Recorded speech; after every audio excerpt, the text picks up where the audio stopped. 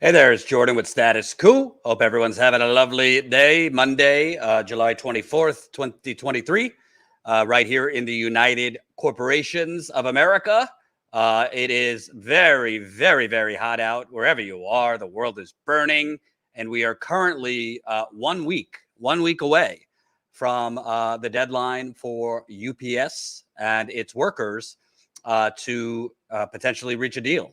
And if they don't reach a deal, which at the moment doesn't look promising, you will have the biggest strike potentially in decades in this country, with over 300,000 workers are working at UPS in America right now. So that is super, super exciting. We had a worker, Colin, let me know if you can get him back. I'll send you, hold on. Do, do, do, do, do, do, do, do, do, do, do, do, do.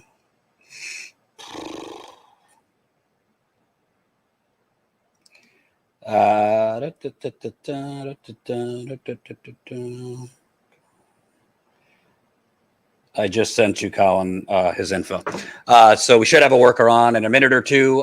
Then I'm going to take your calls on UPS 2024, the Democratic Party meltdown over Cornel West running, and whatever else you'd like to discuss. Kind of an open mic situation here at Status Coup. But before we have this guest on, honestly, obviously, late July, news slows down, but I very much think this could be a massive, massive strike. Here he is, joining me now. We think he's on the go. They're going to have a practice picket. There you go. Zach, you are with UPS, Teamsters Nation hat. We are 1 week away from this potential really historic strike, over 300,000 workers.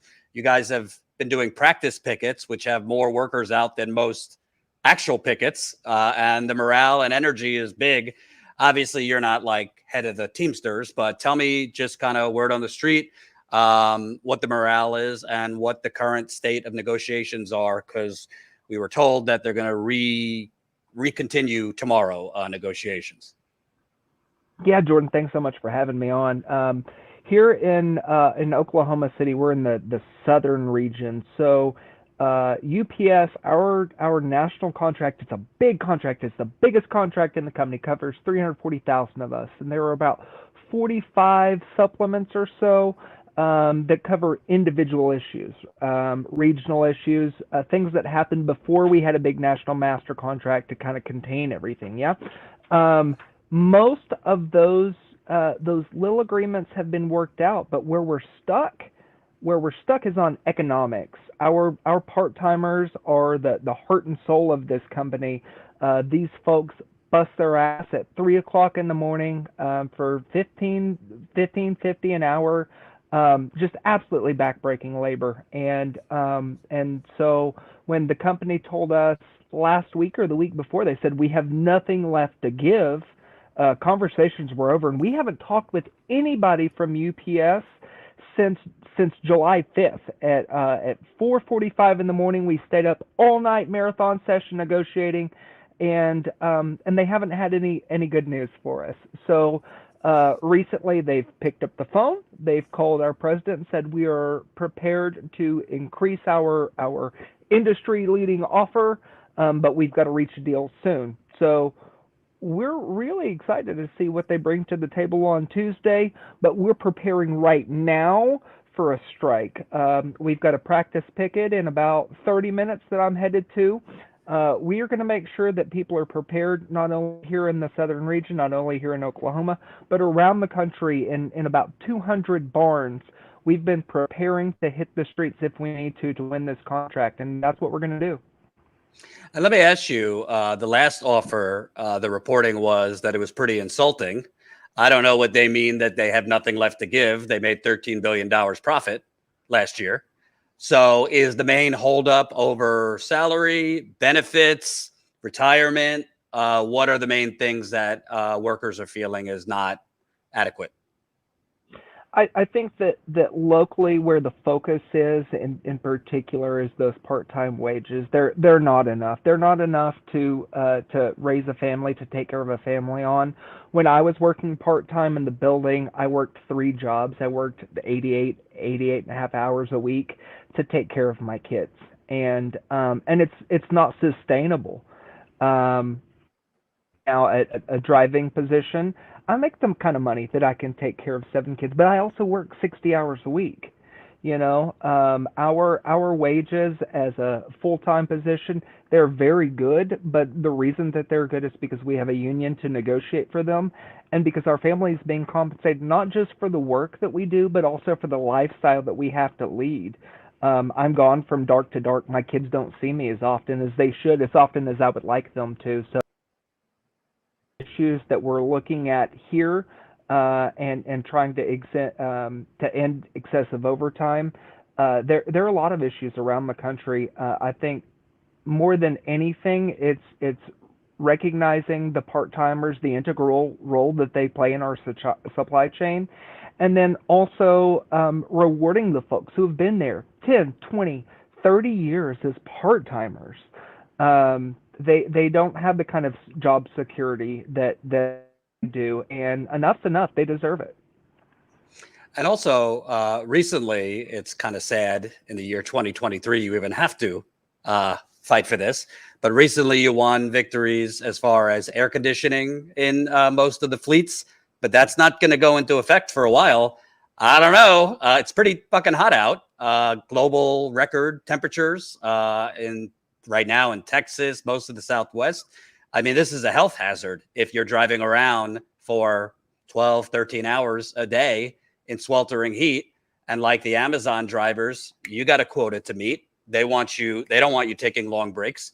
Can you kind of talk about just the conditions right now? Because it's not like every UPS fleet has good air conditioning. Yeah, that's absolutely right, Jordan. None of our vehicles currently do. The proposal that we had during this negotiating session should get us air conditioning in all vehicles from 24 onward. So that's great. There are provisions to put in more fans, put in heat shields in a third of the fleet over the life of the contract, so 5, 6 years. So we know that that they're not going to push this back by ordering a whole bunch of cars now, and then I never get to see them before I retire. There are provisions that they have to start phasing that stuff in, and we'll be looking to make sure that they do. They have to put fans in these cars. As a shop steward, as someone who enforces the contract, we'll be making sure that that the contract is followed through on. You're absolutely right about the heat. I think what folks don't understand is it's 150, 160 degrees in the back of that package car, and we're back there 200 stops a day. So just a few seconds finding a package, people, you start sweating. It's so humid back there that the sweat doesn't cool your body down. We've had people get sick. We've had people die. It's part and parcel, pardon the pun, for this job, and so it's really important that we take care of ourselves. But our employer has a responsibility to take care of us as well. And so we have a contract that can help us enforce that actually has some teeth to it. Our competition does not. And so I am looking forward to wrapping this deal up at UPS so we can move on to Amazon, and we can help lift the floor for everybody. And, obviously we know what happened where President Biden, Democrats and Republicans blocked railroad workers last year. You're starting to see some reports. The Biden White House, I think, leaked to Politico. We might get involved. We don't want to, but we may get involved if asked, blah, blah, blah. We're about a year or so from the election. Obviously, UPS going on strike would affect the economy.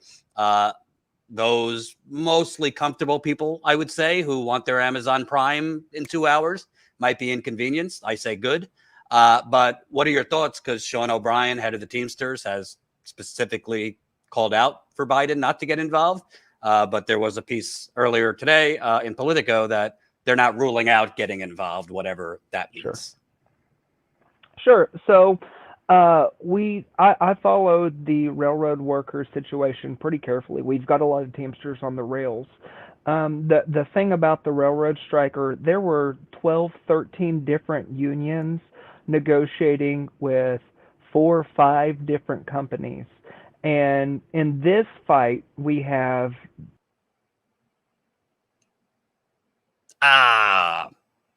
Obviously his connection was going in and out a little bit because he was on the go.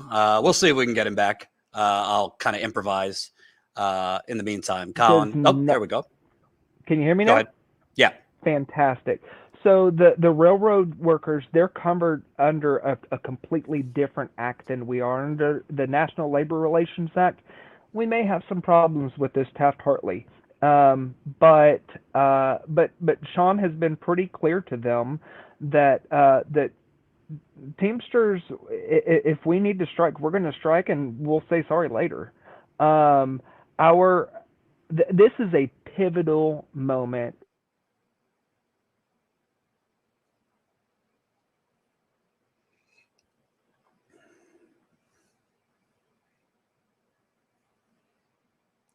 Hold on.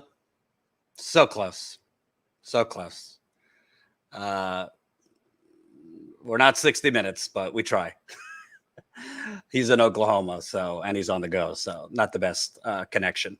But I think what he's trying to say, and hopefully we get him back in a minute, is listen, I covered the John Deere strikes. I covered John Deere strikes, Amazon on strike.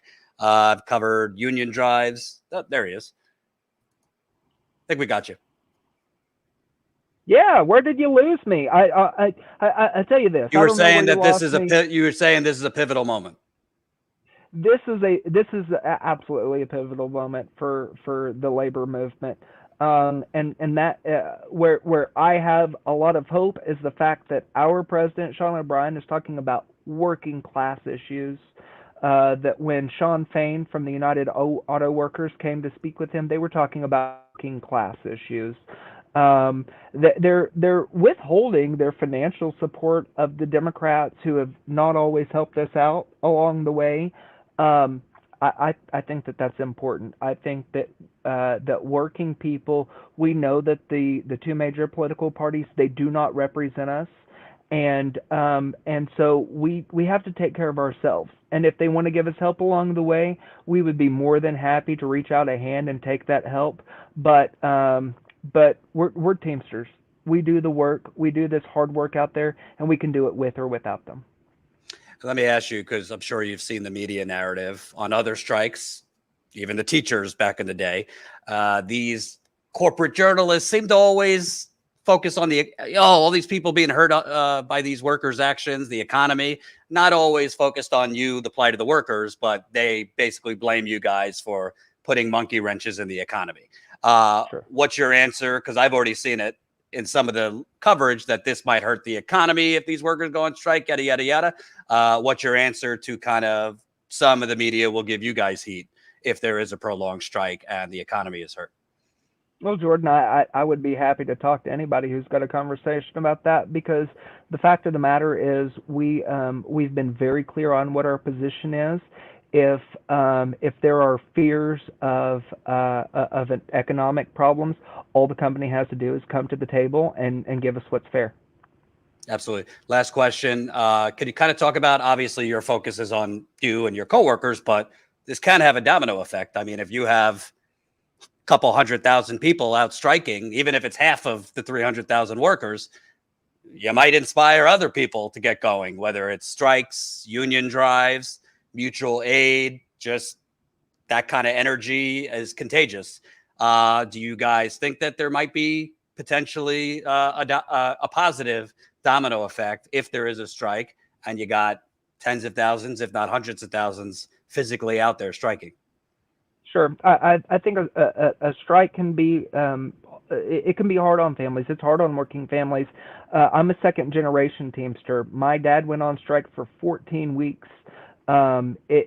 Strikes are not easy, but they are the last option that we have.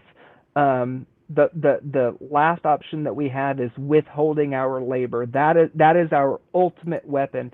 And so when it comes down to negotiating a deal that will not only take care of us, but really will take care of the community, that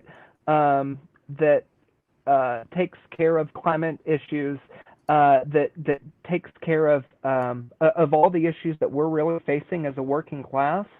Um, when the teachers went on strike, Oklahoma was one of the first places that they did it, and it was illegal for them to do so. It was a wildcat strike here in Oklahoma, and sure, the initial reporting was all about the inconveniences that people have, but really our community rallied together because they understand how essential our teachers are, and people absolutely understand how essential their UPS workers are. The Teamsters that drive the trucks, that unload the trucks, the trailers, the people that move things from the port. Our role is really pivotal, and so the people who are performing these jobs, they need to be able to take care of their families and their communities. We fully expect that we're going to get a contract that will allow us to do that. And lastly, do you have any hope that this might inspire other workers, possibly if they see you guys out there, to organize, possibly go on strike, etc.? That is absolutely my hope. My hope is that this is a jumping off point, that people can see that that we don't have to take crumbs from the table of corporate America, that the pie is big enough for all of us, and if it's not, we'll take over the bakery and we'll make sure that we make some bigger pies for everybody. Well put. All right. Thanks for joining. Enjoy your practice picket. 1 week. We'll see what happens in 1 week. Teamsters Nation, Zach Flash. Thanks, Zach. Hey, thanks so much for having us, and we'll look forward to seeing you on the picket line. Absolutely. And that's a good segue. Folks, got 300 people watching. Don't go anywhere. We got a lot more. You know we're going to be out there, but we need you. We need you. The channel has finally been growing. Welcome if we have new subscribers watching. If you're new, make sure you subscribe. We are not just sitting in a studio. We will be on the ground, probably locally in the Northeast, but we might go around the country and cover this strike, because you're talking tens of thousands, if not hundreds of thousands. There's over 300,000 UPS workers. Even if a quarter of them physically go on strike, I mean, that's massive. And we want to be out there. For those of you who have been with us for a while, we were on the ground covering the Amazon workers as they organized their union. We were on the ground covering the Starbucks workers on the ground as they were organizing. We covered the John Deere strikes in 2021, and we will definitely be out there, but we need your help. Money don't grow on trees. We don't take any money from Wall Street, the big banks, the fossil fuckers, big pharma, big real estate, Silicon Valley, or the military industrial complex. We are funded by you. So if you're not a member yet, fund us. StatusCoup.com/join. That's how we cover these on the ground reporting trips. Probably be myself out on the ground and or Lewis. We might both go out on the ground and kind of split up, because this would be a massive, massive story. And I think workers need something. I mean, we haven't been getting it from our politicians supporting us. So we need coverage. And I definitely do not want the corporate media. I don't want to be depending on the corporate media to cover this accurately. So StatusCoup.com/join. We also have to do our monthly members call for July coming up probably this week, since July is ending. So we'll do that too. If you sign up as a member, you get access to our monthly members call. I am actually going to get right into the calls. I want to take calls on the UPS strike, take calls. Obviously, we've been covering the complete propaganda and bullshit lies that have been coming from the corporate media about Cornel West's third-party run, how it's going to steal the election from Biden, which I have provided data showing that that is very unlikely, and that is not what happened in 2016 with Jill Stein. That is not what happened in 2000 with Ralph Nader. If you disagree, feel free to call in. Let me get the calls ready, and super chats are welcome. I'll read them at the end. Host show. Colin, if you could put on the screen the number for people to call in. All right, so I need to add my screen here.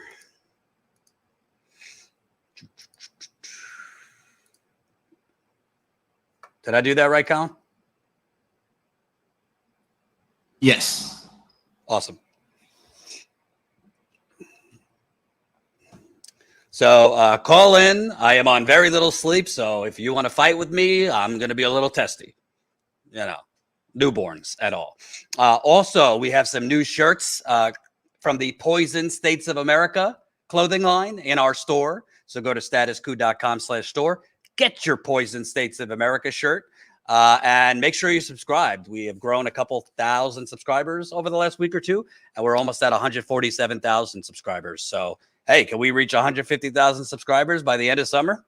Who knows? That would be great if we could do it. So let's see.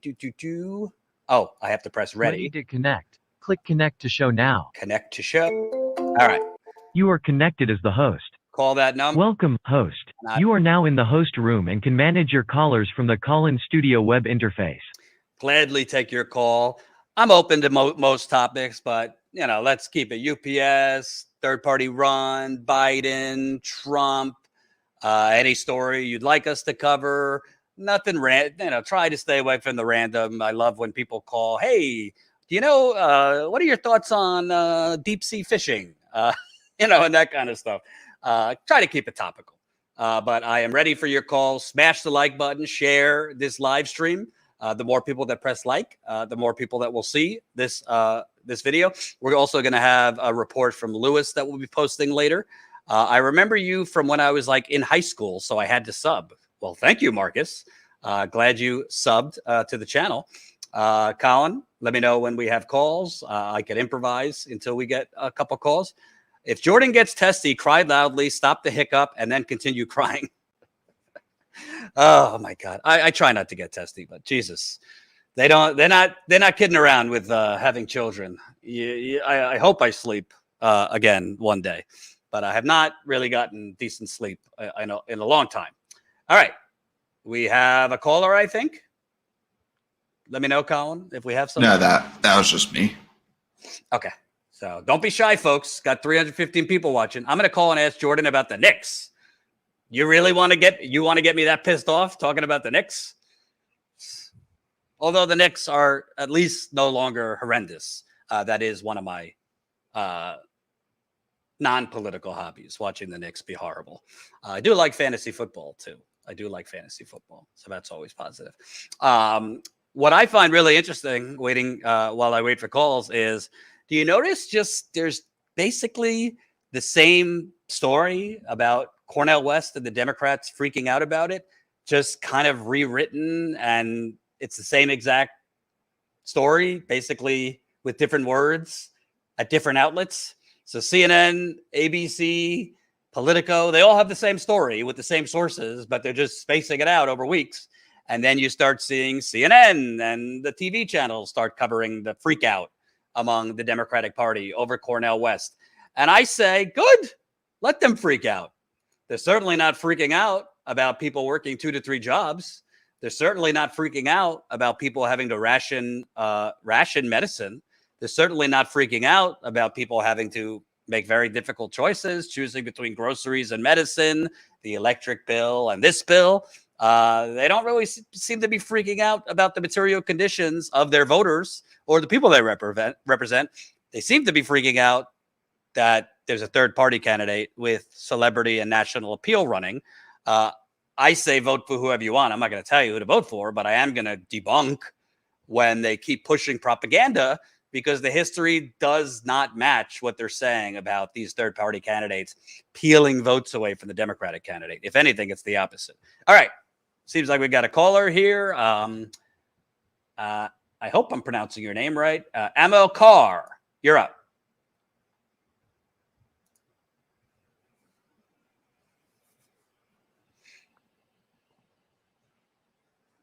You there? I'm here, Jordan. Hey there.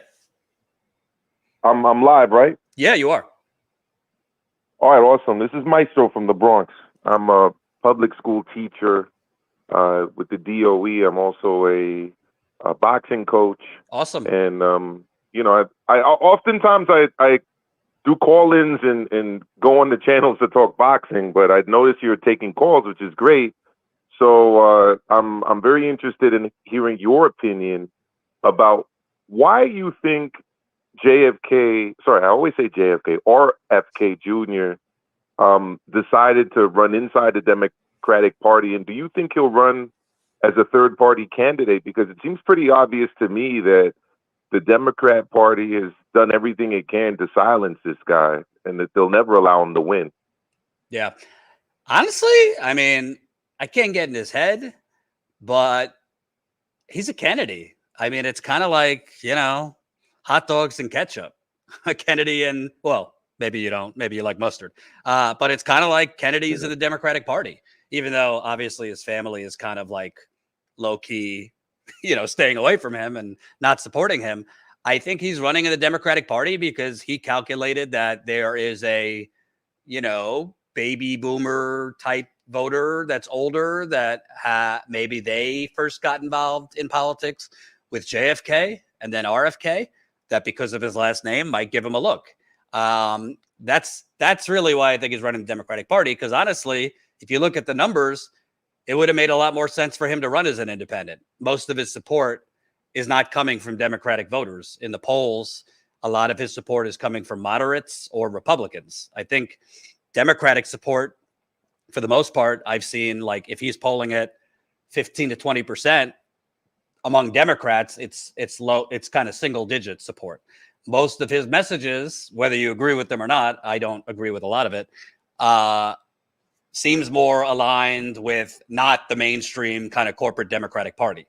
I think if he ran independent, he'd probably be polling, I think he'd be polling decently, maybe around the same that he's polling now. Because again, most of his support is not coming from the Democratic Party. But I can't get in his head. I don't know. My thought is he's running as a Democrat because the Kennedy name, legacy, mystique is aligned with the Democratic Party. And he's probably saying, hey, we got a half lucid president. And maybe just my last name and kind of nostalgia among old Democrats for the Kennedys might match. I think that might have been the case without, if he wasn't, if all the vaccine stuff and all that stuff didn't come with the package, I actually think, and he was just kind of like your regular Democrat, I think he might be polling even higher. But I think the vaccine stuff, all the conspiracy stuff really hurts him. But do I think that he might make a break and run independent? I don't think so. I don't see it. Well, that was going to be my next question, because to me, it only ever made sense that Bernie would run inside the Democrat Party to then be able to kind of gain some publicity, right? And then use that media attention to really drive a candidate as an independent presidential candidate. I mean, that's the only kind of move that makes sense. Cornel West has decided not to do that. He's just decided to go presidential candidate as an independent straight out of the gates. Which of those two strategies you think is the more effective one? Starting from within the Democrat Party, gaining attention, and then kind of leaving and decided to go independent, or just starting independent right away? I think it depends. I think that right now, I think it could be effective running in the Democratic Party. However, they have decided to cancel democracy. Like they won't hold debates. Yeah. There was a story out that I'll probably cover this week that basically Biden's campaign is the DNC. He only has like 4 or 5 actual full-time staffers on his own campaign. He's outsourced the whole thing to the Democratic National Committee, who we know is a private, corrupt organization that has openly said, its lawyer said years ago, yeah, I mean, if we want to go in the back room with cigars like the old days and rig the primary and choose the candidate, we could do that. So under this dynamic where they won't hold a primary, I would say running independent and third party is the best case. Not necessarily to win. I mean, I'm not going to lie to people and say I think Cornel West has like a major chance to win. That would be an uphill climb. Do I think Cornel West has a chance to get over 5%, which is the threshold for federal funding? I do. Do I think if certain things fall a certain way, could he even get within a sniff of Ross Perot in 1992, who got 20 million votes and 19%, possibly. I mean, you literally are going to have, the way it looks now, a rematch of two of the most unpopular candidates in history. Other than Hillary versus Trump, which at that point was the most unpopular candidates, Biden and Trump would be the most unpopular, lowest favorability ratings of anybody. And I think Cornel West can attract a variety of different people, from young people to black voters, frankly, to some religious voters, because obviously he talks he's a religious man. I think he could reach some of those crossover voters. When I covered Bernie and Trump in 2016, there actually was a significant amount of Trump voters who said their second choice was Bernie. They didn't agree with him on everything, but they thought he was authentic, and they knew that he actually cared about the working class. They agreed with him on free trade, being against NAFTA and those things. But to me, overall, I don't think it's an either or. I think you can be effective running in the Democratic primary. I think, frankly, obviously, there's a lot of people that say to hell with that, and the Democratic Party has burned us too many times. But where did we get the closest over the last 6 years running in the Democratic Party? Frankly, I think Bernie made key mistakes in 2020. That is why he lost. I don't actually think Bernie lost in 2020 because they rigged it against him. I think he was not willing to go for Biden's jugular. I think Biden was beatable, but Bernie, the great part about Bernie and the awful part about Bernie is he would only go up to a certain line, but he wouldn't go further. I don't think Cornel West has that problem. However, let's say Cornel West ran in the Democratic Party now. I don't really think that they would be seeing him as much of a threat.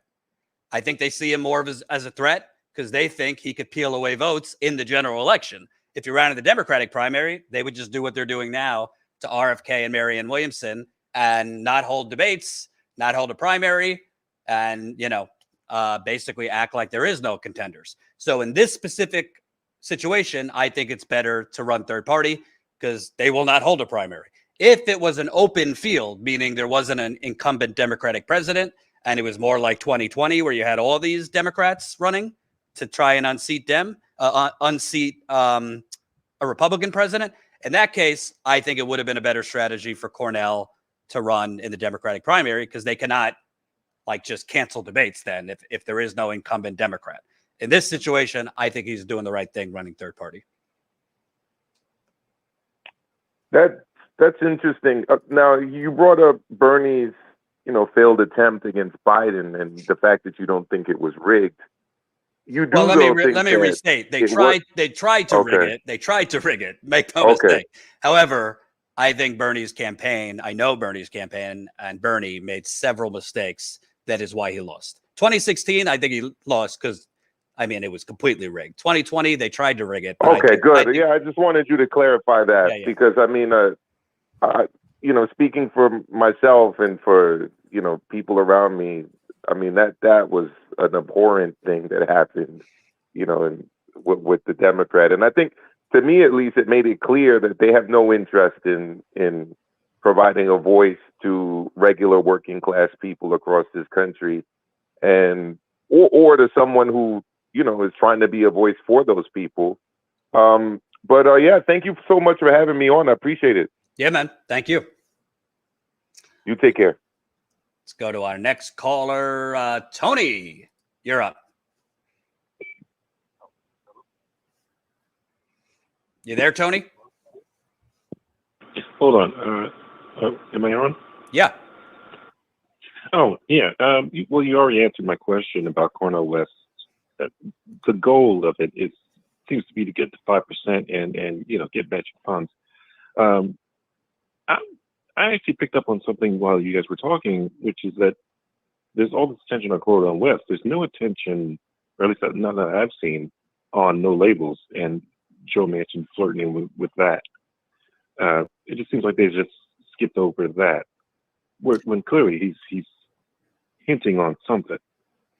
Well, there's definitely a tension among Democrats, people in Biden's White House. Other kind of Democratic Party hacks recently met in DC to have a war room meeting about the potential no labels run. However, I think they're less concerned about that because No Labels has said that if they don't think they actually could win or compete, that they would, drop out. Whereas Cornel West has obviously not given that impression. I also don't think there's as much concern over No Labels because, frankly, if what they're pushing is true, I don't really think there's like a huge sweltering for President Manchin with Vice President, what is he going to have, the senator from Alaska as his vice president to have a bipartisan ticket? I've heard Manchin and Lisa Murkowski possibly. I don't really think there's like a huge voting base out there for that. Maybe some folks who kind of like, believe in fairy tales of bipartisan working together. But I think they feel there's more of a threat in terms of actual votes from Cornel West than a Joe Manchin name your Republican running mate ticket. But there has been some reporting on No Labels and all that in the media. So the Democratic Party's paying attention to it. I think they're more worried about Cornel West just because Cornel West, he's not a celebrity, but he's pretty well known nationally. Obviously, put aside politics, he's a charismatic, compelling figure. I mean, he'll go on anywhere. He was on Fox last week too. Whether you don't agree with him or not, he's endearing. Everybody's my brother and my sister. So yeah, I think they're concerned because when you're comparing that to Biden, who clearly is not in his prime anymore, and that's being charitable. They're concerned about it. But frankly, if they're so concerned, there is an answer, folks. Biden has the ability to pass a lot of executive action still. I'm going to interview somebody from the American Prospect later this week because they did, at the beginning of Biden's presidency, 100 executive actions Biden could take. There's still a lot of them, most of them.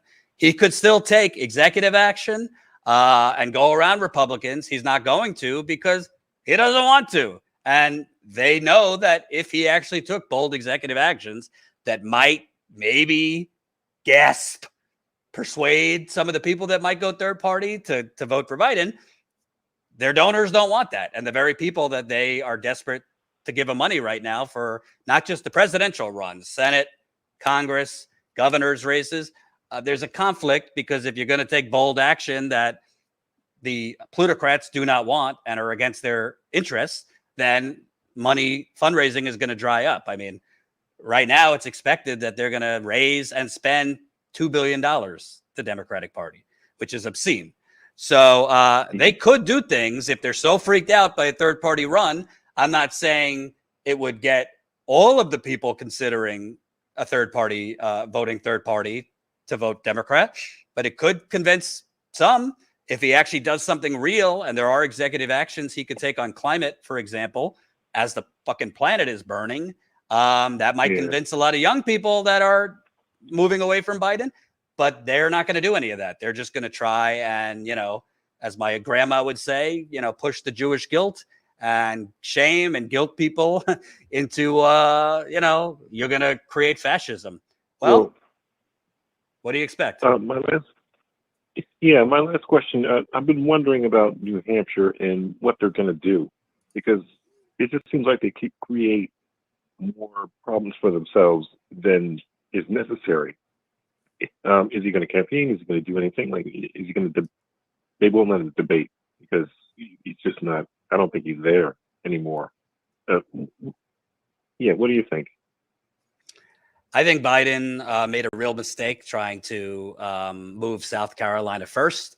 I've been I covered 2 presidential elections.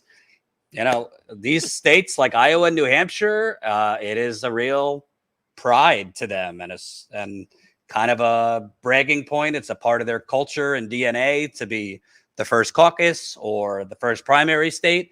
And they don't really care if Biden doesn't want them to go first.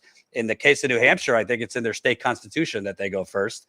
And whatever Biden thinks, it is a bad look politically if it appears on screen RFK Jr. or Marianne Williamson or whomever it is wins the Iowa caucus. Either of them wins the New Hampshire primary. That's just not good for the sitting president to not even be in the game and not even be on the ballot. Yes, he would win South Carolina, but from now to January or February, when these races would be, is an eternity in politics. A lot of things can change. If he's not willing to debate either, there will be voters in the Democratic Party, particularly young voters, I would say younger Black voters, independent voters. Some of these primaries are still open primaries where independents can vote, who might be willing to go the other way because they don't have enough visual confirmation that Biden is up to a debate in a general election against a Republican, or Biden is up to repeating. So I think New Hampshire is going to go first, as first primary, and I think it's going to hurt Biden. Do I think he's going to lose the primary as a result? Probably not. I actually still think there's a chance other people jump in to the Democratic primary. I think there's people waiting to see. I actually think there's still, I'm not banking on it, but I think there's potentially a chance Biden drops out at the last minute. LBJ was expected to run, and he dropped out unexpectedly the year of the primary. So it's not without precedent. He's older, can say, I have health issues, whatever the case may be. So I think it's kind of the wild, wild west. We'll see what happens. I think it's smart on Marianne Williamson's part. She just called directly for a debate against RFK Jr. I've been saying I don't understand why those two haven't arranged debates between the two of them.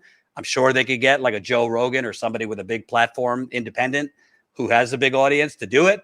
And that way they could shame Biden, shame the Democratic Party, and get a good audience. So that's what I think is going to happen. Yeah, it just seems like a big mess. But anyways, I'll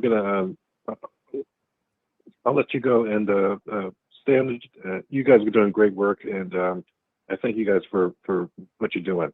Thank you. Keep it up. Appreciate it. Right. Up next, don't know the person's name, but from North Carolina, you're up. William Cruz, maybe? Oh, Bruce. Hey, Bruce. Hey, how's it going? Good. All right, so now, as we've seen here at this point, what I've noticed, I am a independent myself, and I initially, my first vote was actually Obama, and then it was Bernie, and then it was Jill Stein. So as time went on, it's the Democratic Party has kind of been less and less pleasing to me as an African American.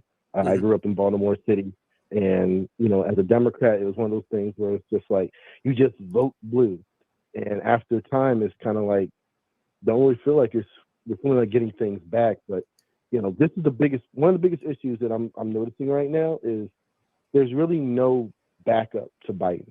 Like there's been polls that's come out, and there's not really anybody that seems to do better than Biden in reference to like actual people that they would let win.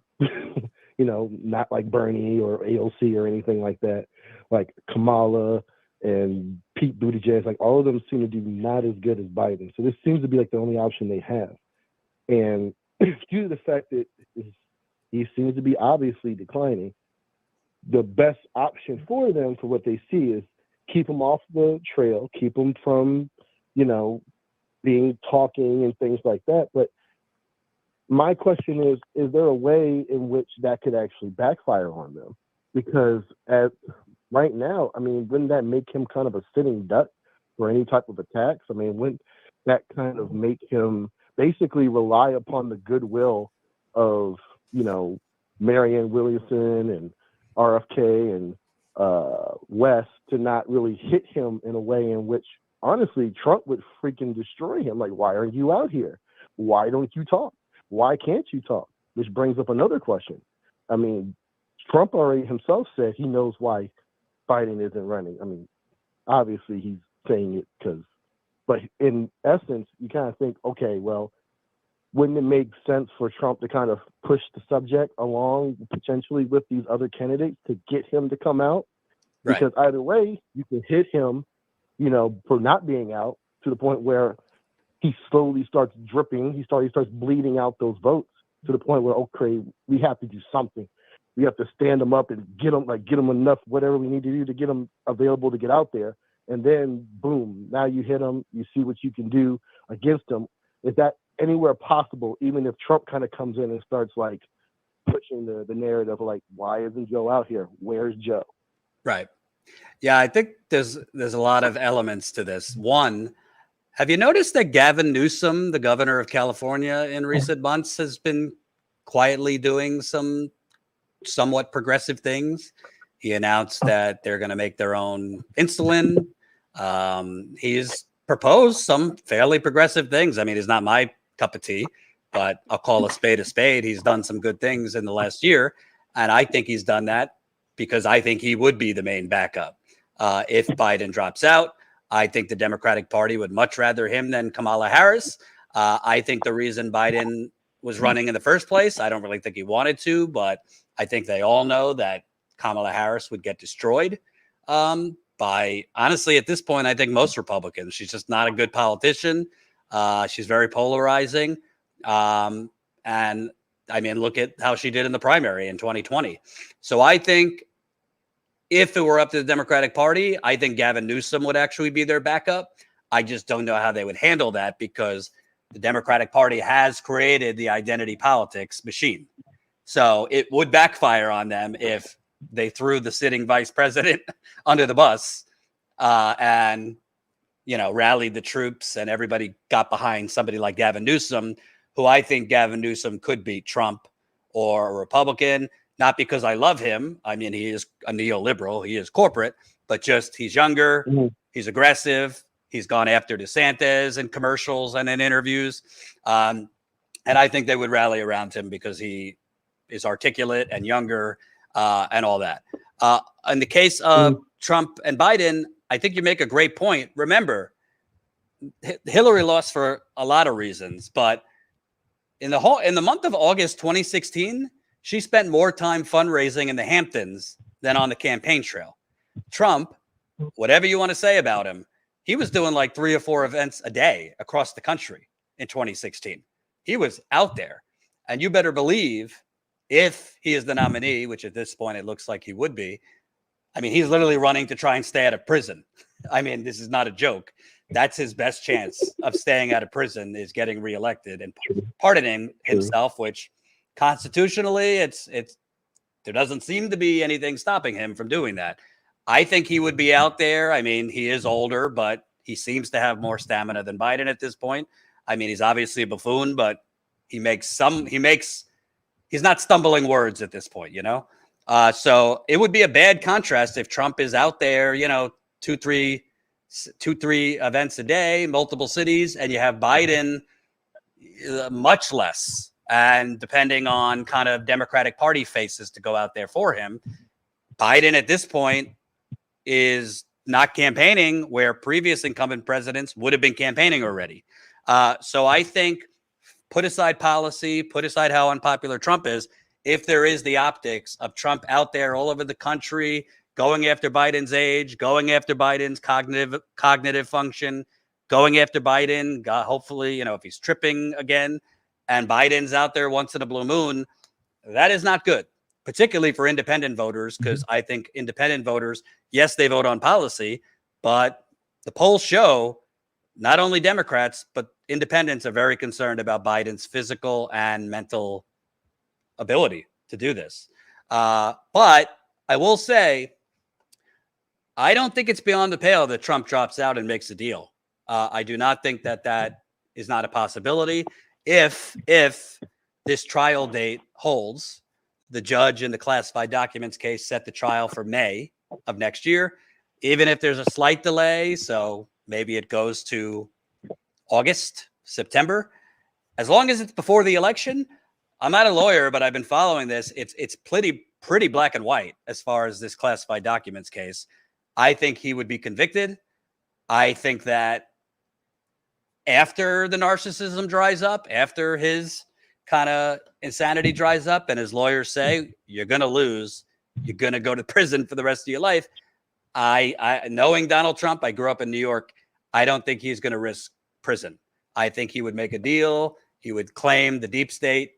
It was the deep state. And they wanted to defeat our movement. And I think he'd make a deal to avoid jail time and get, 2 years of house arrest or something like that to drop out. Obviously, that's speculation, but do you think Donald Trump is going to roll the dice if he thinks he's going to go to jail? I don't. So there's a lot of things in the air, but right now I would say I don't think Biden is the Democrats' best chance. Right now, the dynamic seems very similar to 2015, 2016 to me, where you had well, in Obama's case, it was a second term, but you basically had a sitting Democratic president trying to push the message that the economy is doing better, that the economy has rebounded, citing low unemployment, citing high GDP, but the voters weren't buying it because the economy is only doing good for the top 10% and everyone else is, fighting for the crumbs. It feels very similar to 2015, 2016. And Biden does not have a coherent message, just like Hillary Clinton didn't. His message is Hillary Clinton's message: defeat fascism, keep me in the White House. What does he say? Don't vote for the almighty, vote for the alternative or whatever. So to me, it's very deja vu to Hillary 2015, 2016. So those are my thoughts. Well, definitely if Trump stays in the race, that could be a definite danger for Biden. My last thought here with that brought up here, because you mentioned him, Newsom. My only thing with Newsom is I feel like if they replaced Newsom, or they replaced Biden with Newsom, I feel like they would have the same level of issue, because the one thing I've noticed about Trump, which is a very hard thing for a lot of politicians to get past, is if they have any type of level of corruption or any type of level of corporate backing or anything like that that may negatively affect them. As we saw with Trump when he was debating Hillary Clinton, he doesn't mind displaying the fact that he himself was one of those, donors. He was one of those bad people, as you would consider them. But the people that he was a part of, people like Hillary Clinton, still serve. I have no doubt in my mind he would still use that kind of, I guess, electoral kamikaze move against Gavin. And I don't know how he would be able to, because I don't think he's ever really been to that level. So it's like, I don't know if he would be able to really get past that. He might actually get shook by someone like Trump. And Right. then once you start kind of having to backtrack and be on defensive against someone like Trump, it's over. So I don't know, but thank you for your time. I appreciate it. Absolutely. I'll take one more caller before I have daddy duty. Roberto.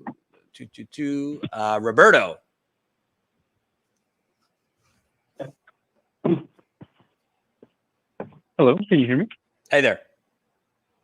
Hey, how's it going? Good. I just wanted to ask, I'm here in Arizona dealing with the heat.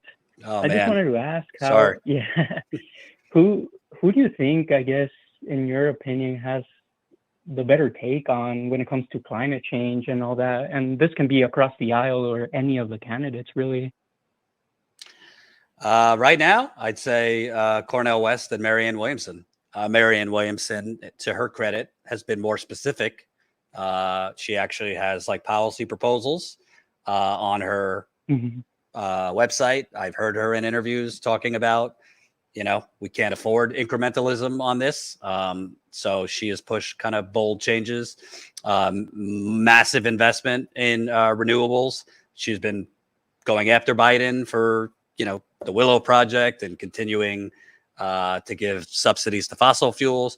I believe Cornel West would be equally as strong on climate. I just don't think his policies have been really fleshed out as much. But yeah, I mean, of the current candidates, Cornel West and Marianne Williamson. But to tell you the truth, I really don't think we're going to save the world climate-wise based on the president. I really think we're going to need some type of massive general strike. Because at the end of the day, even if you get a better president, even a progressive president, the system is so corrupt. That's why I call it the United Corporations of America, that until we threaten the donors, I'm not talking about being violent, but threaten their wallets and threaten their continued gravy train with mass economic boycotts like you kind of see in France. You know, a president is still up against a corrupt Congress. A president is still up against a filibuster. A president is still up against a corrupt conservative Supreme Court. But if we're able to get, you know, if there is a God, if we're able to recapture that George Floyd protest, obviously that was about not climate change, but if you're able to get millions of people in the street and add an economic boycott to it, then I think you might see companies forced and politicians forced, because their donors will not be happy, to do something. Because we need immediate action. I mean, I don't need, you're in Arizona, so I don't need to tell you. That was going to be my follow-up, basically, like, how do we get that moving with Congress being the way it is and, you know, donors and all that. So thank you for going into that. Yep. Honestly, I've been calling for it for years. I think we need a general strike. Oh, yeah. I've been hearing you for a while, so. I'm not going to lie and say I have the answer on how to do it. Unfortunately, I don't think you could have a general strike overnight. That's why I've always advocated for, you know, starting small, local kind of boycotts. Local. Start with your grocery store, local banks, corporate banking, big box. I would love to see an Amazon strike because that would affect everybody. And for, you know, wealthier people, you know, they need to be inconvenienced. But I don't want to say the good thing, but at least the silver lining and just the escalation of this heat is everybody sees it now, even people that aren't into politics, even people who, you know, everybody is feeling it, and it's going to become voters' top issue because, like, it's existential. So if everybody is at inconvenience, is everybody go if some of everybody, it goes from being inconvenienced to being like, wow, this is like a real existential threat to living. Then I think people could come together, because then you throw out Democrat, Republican, you know, neoliberal, you know, conservative, and it's just like, we need to live. Yeah. So, and I think what the Climate Defiance Group is doing, it's not quite like an economic boycott. I've interviewed them, and I'd like to see them add a boycott, but at least they're shutting shit down. This is a group that's been shutting down fundraising events, shutting down speeches, corporate events, and just blocking people from speaking, and it's been getting some media attention. So we need more of that. That's what we need. Definitely. Thank you for calling. And appreciate it. Stay in the air. One more thing, if I may. Sure. Do you have, I guess, a need or a demographic for like Spanish-speaking, I guess, listeners? I just say it, and it might be just a small portion here. Just I have a lot of like older relatives and just people in the community here in Southern Arizona that would honestly like to hear what you're saying. There's that language barrier. So I was just wondering if that was ever something Status Coup would do, or some talks, or I don't know. Definitely. I think actually one of the fastest growing like demographics as far as media has been Latinos. I took Spanish and don't remember a word. But yeah, I'm open to ideas, or, you know, if there's people who kind of align with, you know, what we cover and kind of how we do things, if, you know, open to trying people out, or somebody. Yeah, I'm open. If you want to send us an email, if you have any ideas, feel free. Info at Status Coup. I have a few things. Yeah. Got it. It's just the same thing that happens with CNN and Fox. There's like Telemundo, Univision, but they stick to kind of the same type of issues, you know? Yeah, it's the same three. To have an outside. Yeah. Same 2 or 3 stories on a loop. It's terrible. So, yeah. Well, I won't take up any more of your time. I appreciate it. Thank you so much for listening. Thank you. Appreciate it. I got to wrap up the calls because I got to go take care of my kid. Thank you, everybody, for calling. We might have to do this again later in the week. It's very successful. How do I end this? Hang up. Okay. Let me read some super chats. And thank you all. And remember, we want to be on the ground. We want to be on the ground to cover the UPS strikes. We're not going to just sit in the studio, but we need more people to sign up. StatusCoup.com/join. Become a member for as low as $5 to $10 a month. It makes a huge difference. That's StatusCoup.com/join. $5 to $10 a month is how we get get on the ground and stay on the ground. Go to the website, statuscoup.com/join. You can become a member at $5, $10. $5 a month is 33 cents a day. $5 a month is 16 cents a day. $10 a month is 33 cents a day. I'm also talking to Lewis about getting him back on the ground. We got some other, fish in the fryer there. So sign up, statuscoup.com/join. We also have to do our monthly members call. I think we're going to do it at the end of this week because I don't think we've done it for July yet. So if you sign up this week, you will get the link through Zoom to become a Status Coup member. And Perry just signed up. Welcome, new member Perry. So glad to see you. Thank you, Double K, 1999. Appreciate it. Rich, $2 super sticker. Thank you. Carpe Diem, $5. If Cornel West hits 5%, they'll just raise the threshold. Cornel West, Matthew Ho, 2024. That's a good, I'm going to look into that because I don't actually know who sets I think that the FEC sets the threshold, if I'm correct. But I'll look into that because I'm not sure legally they can just arbitrarily raise it. Daspos Fleiss, 599 euros. Imagine for a moment Cornel West somehow manages to become president. I wonder if Brother Bernie would become bolder. Listen, if Cornel West becomes president, I don't want to be a homer, but if he becomes president, I mean, that would be some type of euphoric political Woodstock. Let's put it that way. Imagine that would be something. Michael Reich, $27, platform fee included. Keep doing what you do. Thank you so much. That's really kind. Make sure you watch the interviews we posted over the weekend. We had a great interview on Medicare for All and the update on the fight for Medicare for All. Hint, hint, where is the fight for Medicare for All? So that's up there. We also have an interview with a filmmaker who has a great new film. What happened to defund the police? What happened to the abolition movement? We also have other great videos we've done recently on the Democratic Party lies and propaganda, on Cornel West stealing the election from Biden, where we also debunk bullshit that Joel Stein stole the election. So we got a lot of great stuff up. We're almost at 147,000 subscribers. So if you haven't subscribed yet, please click the subscribe button. Click the bell next to the subscribe button for all notifications. And we'll have a video from Lewis, who will be reporting on the latest between the Biden administration and the Texas governor over the border. We'll have that up probably tonight.